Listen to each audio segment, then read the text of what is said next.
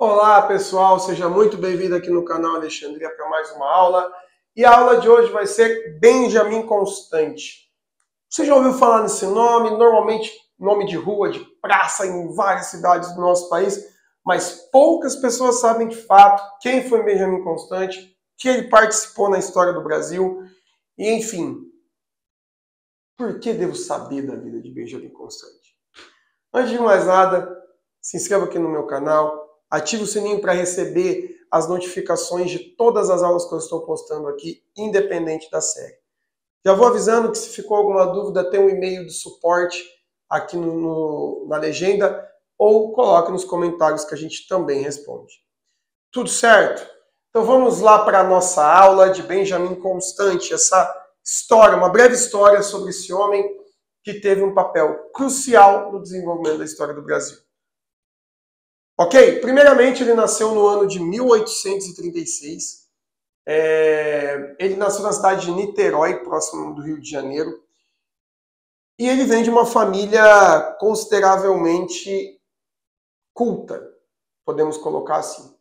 Porque o nome dele foi inspirado num famoso escritor da época, um famoso escritor que os pais gostavam, chamado Benjamin Constant.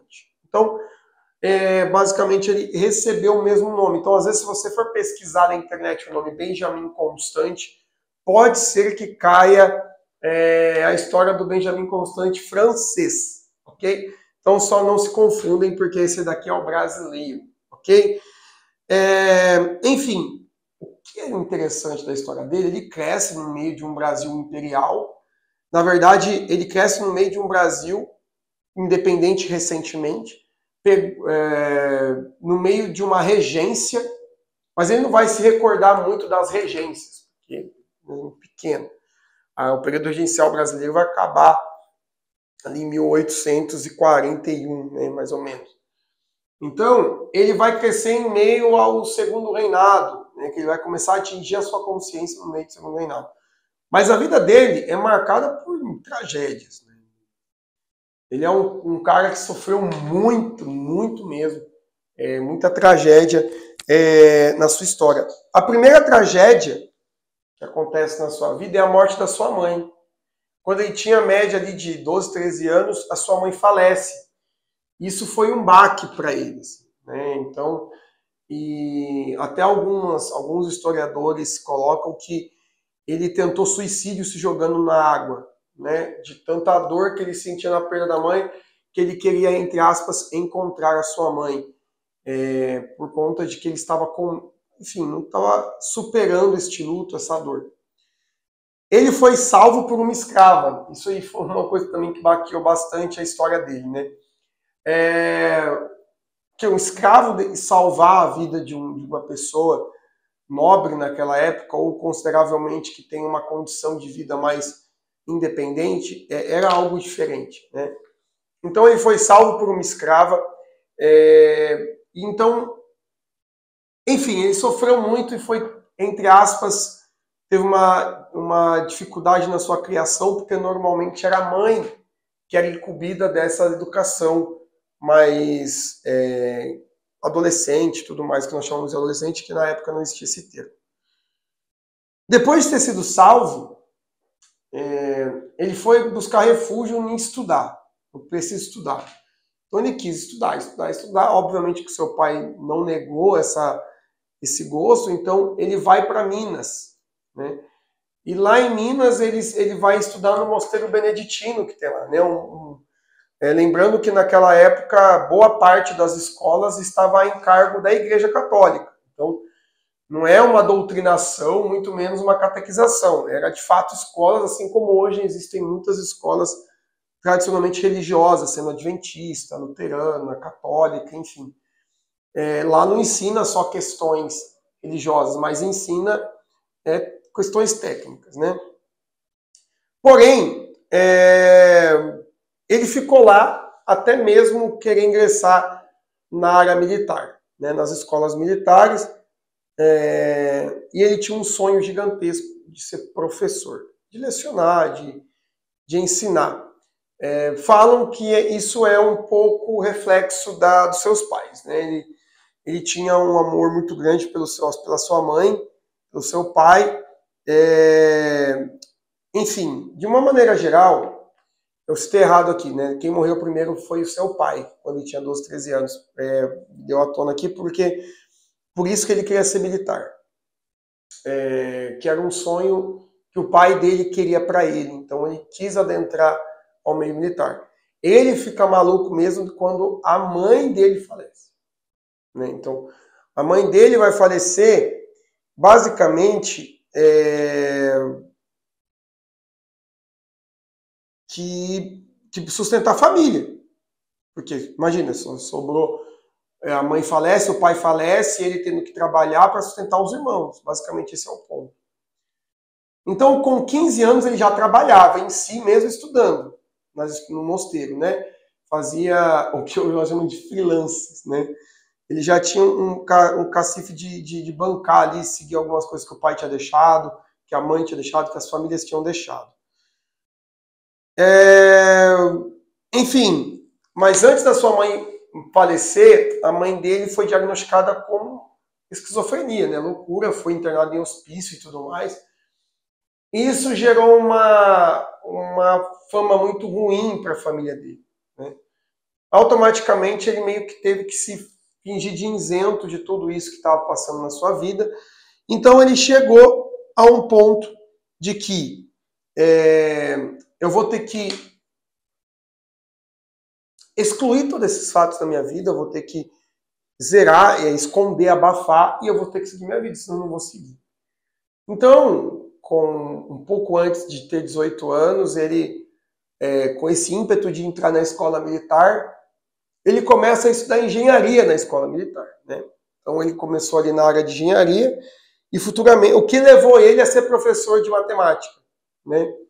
Engraçado, né?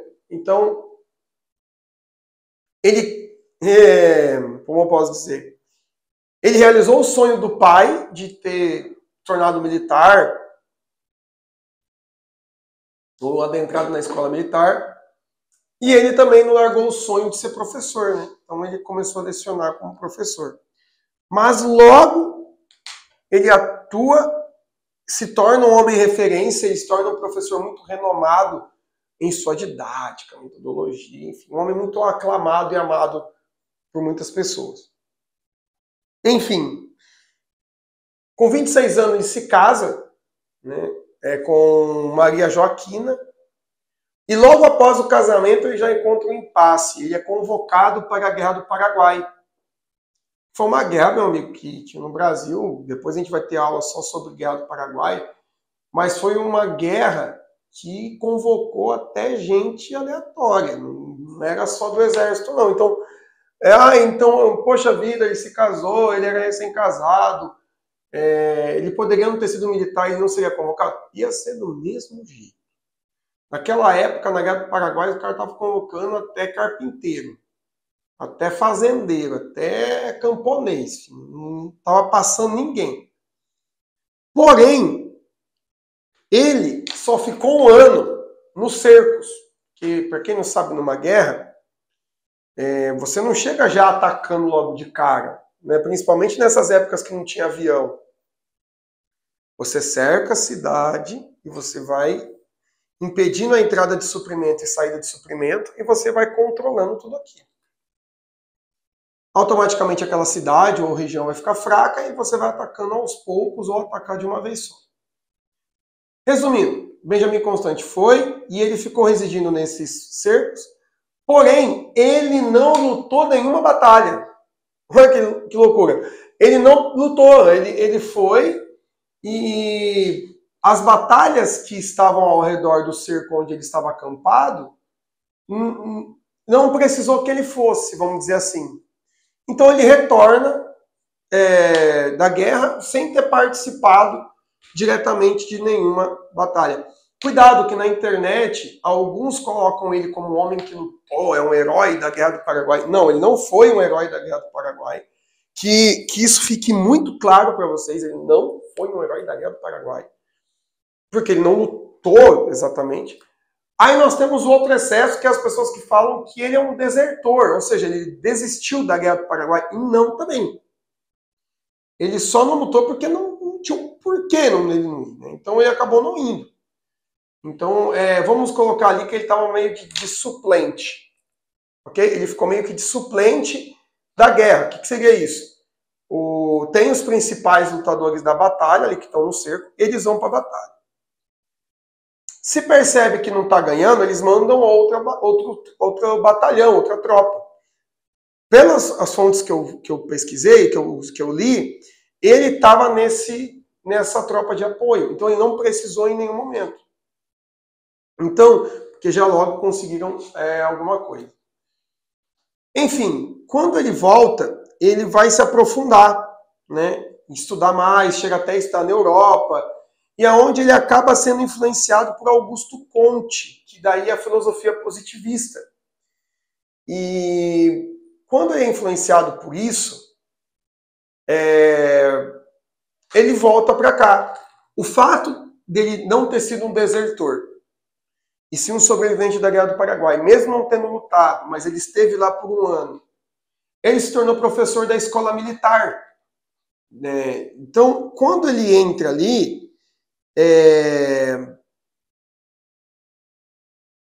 ele passa no concurso, né, no ano de 1872, para ser professor militar e seguir carreira como professor. Ou seja, a partir de agora, se o Brasil entrasse numa nova guerra, Benjamin Constant não seria convocado, porque ele está assumindo o papel de professor que vai formar novos militares, generais e tudo mais.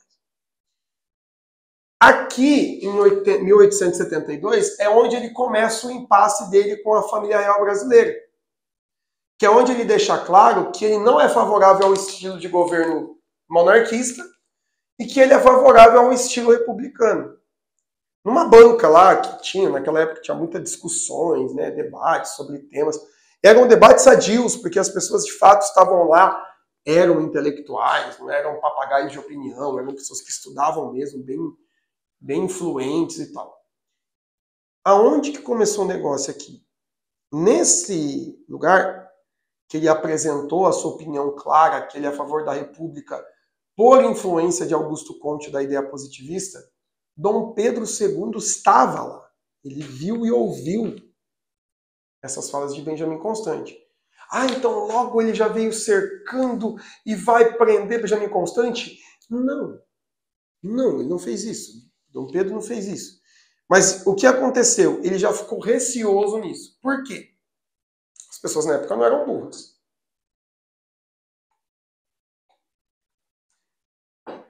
Mas Dom Pedro já ficou meio esperto, porque se o professor da escola militar é favorável da República e não da monarquia, eu tô com um problema bem sério aqui. Porque o militar, ele tem que defender o Estado. Isso aqui só para vocês terem uma ideia. Independente do poder político que tem nele. Se é monarquia, república, se é esquerda, direita, se é centros, não interessa. Os militares, eles têm o voto de defender a nação, independente de política. Então, o militar, ele não defende políticos, ele defende a nação. Então, por isso que é muito raro você ver um militar de alto escalão defendendo um político específico. E não espere uma posição dele, porque ele não vai. Ele tem uma posição? É óbvio que ele tem, porque ele é um ser humano.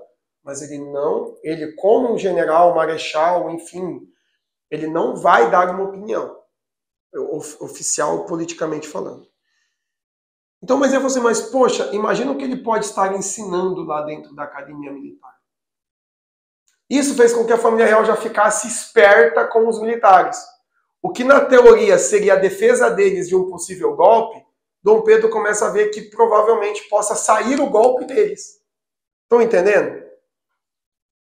Então, o que vai ser? Mesmo ele sendo oposto à ideia monarquista, nada impediu dele dar aula lá. Dom Pedro, ele, de fato, ele tinha essa questão da liberdade e tudo mais, né? E ele dava aula na escola militar específica chamada Praia Vermelha, né? Da escola da Praia Vermelha, que eles chamam, né? É onde ele começou, de fato, a propagar suas ideias republicanas positivistas. Aqui iniciamos o estudo do golpe da República ou proclamação da República. Se você quer saber as fontes específicas sobre isso, vai lá na minha aula aqui, eu vou deixar o link de proclamação da República do Brasil.